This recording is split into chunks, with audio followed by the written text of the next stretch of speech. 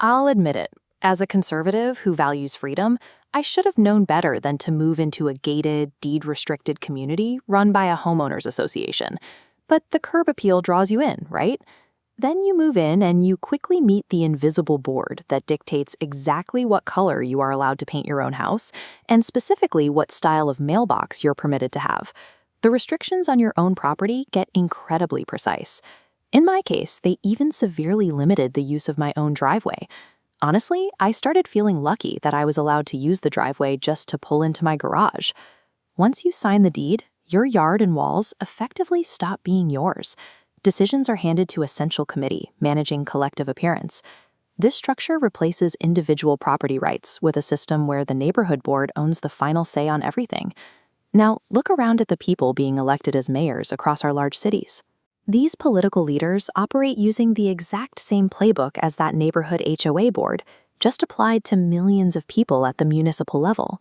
The impulse to micromanage your life scales up effortlessly.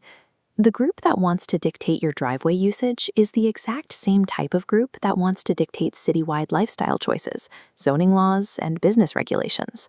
These mayors are scaling up the neighborhood board logic to the level of an entire municipality, creating a national HOA that oversees your daily life. In a neighborhood, you pay HOA dues. Under municipal socialism, those morph into hefty, inescapable city taxes. And like a runaway HOA board, these assessments permanently increase, violently tilting the scale and crushing your household income without your consent. While your financial burden endlessly increases, your personal freedoms shrink in exact proportion.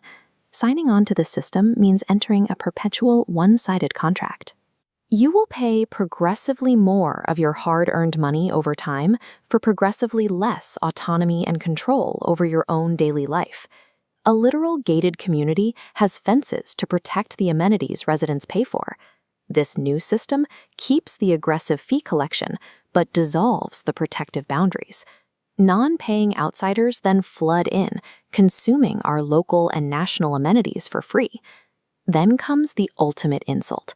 These outsiders, who hold no financial investment in the community, are actually granted voting rights at the municipal HOA meetups.